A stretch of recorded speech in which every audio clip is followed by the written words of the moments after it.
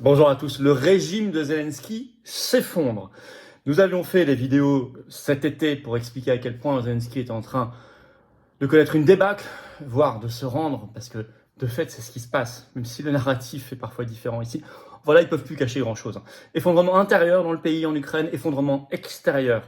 Il arrive ce qui devait arriver, mais vous allez voir à quel point ça se précipite, à quel point les négociations de paix deviennent possibles. D'ailleurs, il y a des initiatives en ce sens, et à quel point la France doit prendre sa part là-dedans pour la paix, pour son intérêt national. Ça confirme aussi complètement l'analyse qu'on avait eue sur cette chaîne dans l'entretien avec Caroline Galacteros récemment, qui avait pris beaucoup de distance par rapport aux commentaires médiatiques à l'époque un peu exaltés. Voilà, on voit bien que tout ça était juste. Vous allez apprendre beaucoup de choses dans cette vidéo. Merci de la partager, pour ça de vous abonner ou réabonner à cette chaîne YouTube, c'est le meilleur moyen, et je vous en remercie beaucoup, comme les pouces en l'air et les commentaires bien sûr, mais s'abonner c'est très important, c'est juste un petit clic en dessous gratuit, cliquez sur s'abonner à la chaîne et hop vous êtes abonné, et plus vous êtes abonné, plus les vidéos sont recommandées grâce aux algorithmes de YouTube, plus on touche des personnes qui nous découvrent, et c'est comme ça que la résistance s'agrandit, donc merci beaucoup. Vérifiez aussi que YouTube vous a pas désabonné, ça arrive, réabonnez-vous s'il vous plaît, le cas échéant, merci énormément. Voilà, ça aide énormément ce travail. Profitez-en pour appuyer sur la petite cloche à côté, comme ça vous êtes notifié automatiquement dès qu'il y a une nouvelle vidéo qui sort sur la chaîne. Par ailleurs, il reste quelques heures pour s'inscrire aux Assises de la souveraineté le 14 septembre à Arras. Le lien pour le faire est sous la vidéo en description, ça va être énorme. J'ai annoncé de nouveaux intervenants dans le direct de ce vendredi soir, allez le voir. C'est ouvert à tous, bien sûr, adhérents comme non-adhérents, des patriotes. Très grosse journée, ça arrive dans une semaine. Pensez à vous inscrire très très vite. Évidemment, je vous attends, patriotes. Voilà, si vous voulez vous battre pour la paix, à nos côtés, pour la France libre, pour sortir de l'OTAN, et voir que nos analyses étaient justes depuis le premier jour, alors il faut venir dès maintenant, il faut plus tarder. Vous avez toute votre place. Vous serez mis en relation, si vous le souhaitez, comme adhérent avec des gens qui pensent comme vous, à côté de chez vous, que vous habitiez métropole, outre-mer ou à l'étranger. On est là, on est organisé, on est le plus grand mouvement souverainiste et de loin de France. Je vous attends. Dès maintenant. Vous pouvez adhérer ou réadhérer si votre adhésion n'est plus à jour, à vous de vérifier, c'est-à-dire si elle a plus d'1 an. Vous pouvez faire un don au mouvement également pour nous aider à financer nos actions, parce qu'on n'a pas un seul centime d'aide de l'État, de financement public, de financement des banques, rien, de rien, de rien. Or on fait, on lâchera pas, ça coûte cher. Tout ça est défiscalisé aux 2/3 de vos impôts. Adhérer, réadhérer, c'est le premier lien dès maintenant sous la vidéo en description pour le faire. Faire un don au mouvement, c'est le deuxième lien sous la vidéo en description pour le faire dès maintenant. Les liens sont en même temps dès maintenant sur notre site les-patriotes.fr. Bienvenue, bravo, j'en reparle tout à l'heure. Allez, on y va. On perd pas de temps parce que le régime de Zelensky s'effondre. Il faut le voir comme une possibilité de sauver des vies ukrainiennes, bien sûr, parce que là c'est la boucherie, l'OTAN pousse, et un régime corrompu pousse à la mort pour rien, et puis c'est un moyen de sauver la paix, et nous d'arrêter aussi de nous appauvrir là-dedans, de nous ruiner même. Effondrement intérieur d'abord, avec un gouvernement qui s'effondre, des démissions en pagaille, des limogeages pour corruption, etc. Alors, l'Indépendant en France, le 4 septembre, a sorti un papier, le titre « Vague de défection au sein du gouvernement de Zelensky après la démission d'un 4e ministre en 2 jours ».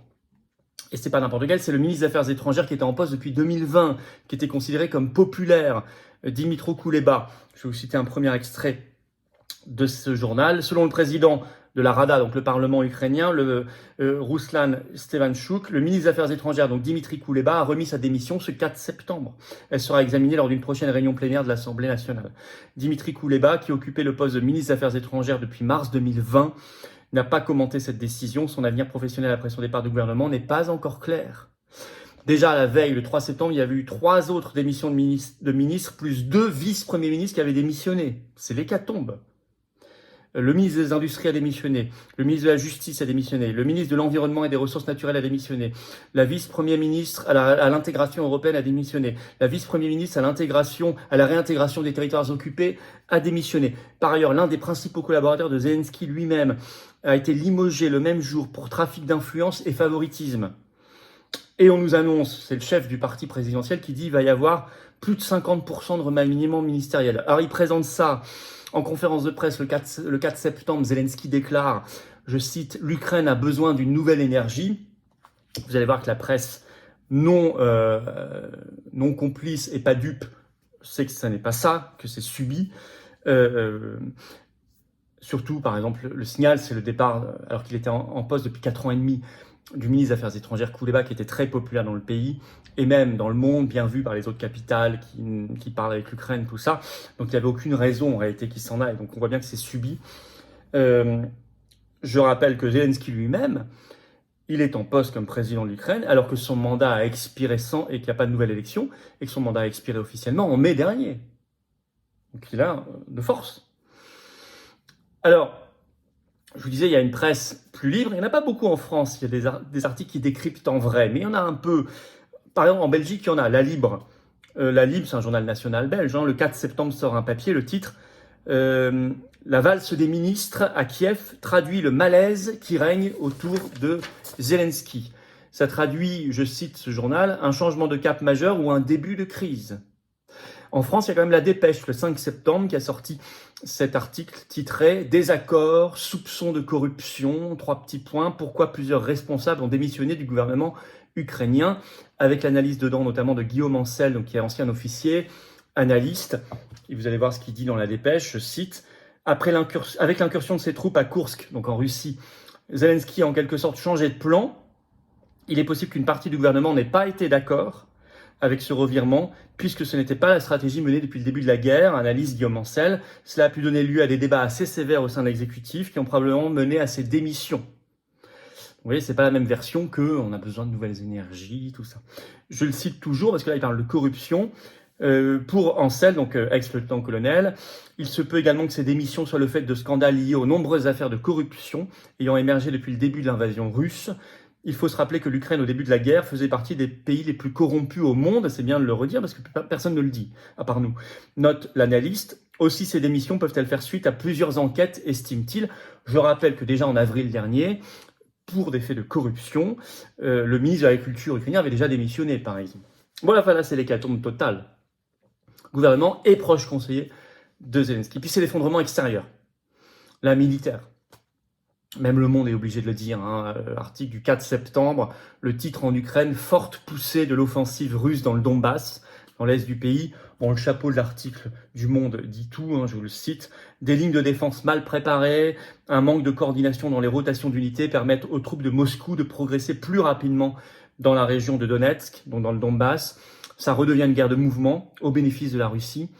Je cite toujours Le Monde. Le grignotage de la région de Donetsk par les troupes russes s'accélère, révélant des problèmes flagrants dans l'organisation de la défense ukrainienne. 11 agglomérations du Donbass sont directement menacées par les forces russes progressant vers la ville de Pokrovsk, un nœud ferroviaire et routier crucial pour la logistique des forces armées ukrainiennes, en avançant désormais à un rythme quotidien de 500 mètres à 1 km sur plusieurs axes, donc tous les jours. Les forces armées de la Fédération de Russie modifient la nature du front.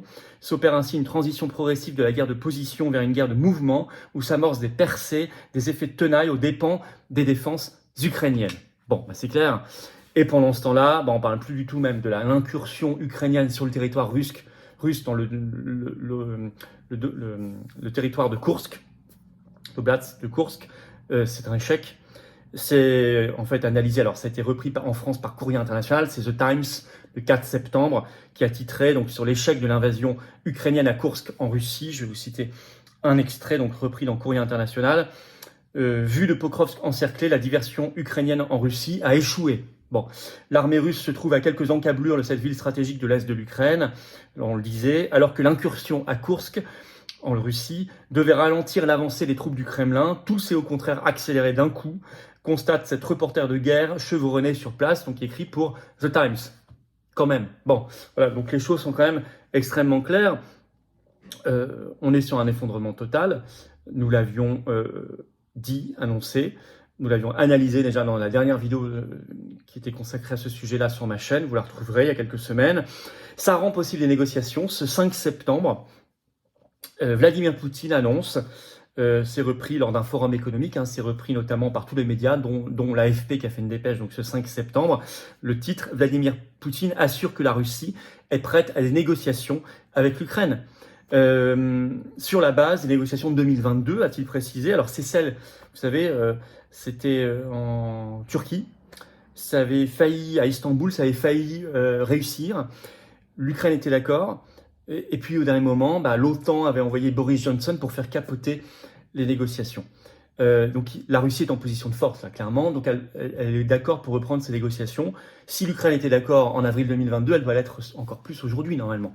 Donc le problème, évidemment, c'est que peut-être que les faucons de l'OTAN, notamment parce qu'ils craignent l'élection de Trump, qui est un partisan de la paix, en novembre prochain aux États-Unis, vont essayer de rendre irréversible la guerre et donc de nouveau faire capoter ces négociations de paix. C'est tout à fait possible, sauf que c'est de plus en plus compliqué parce que là, la Russie a vraiment repris complètement la main et était en véritable position de force.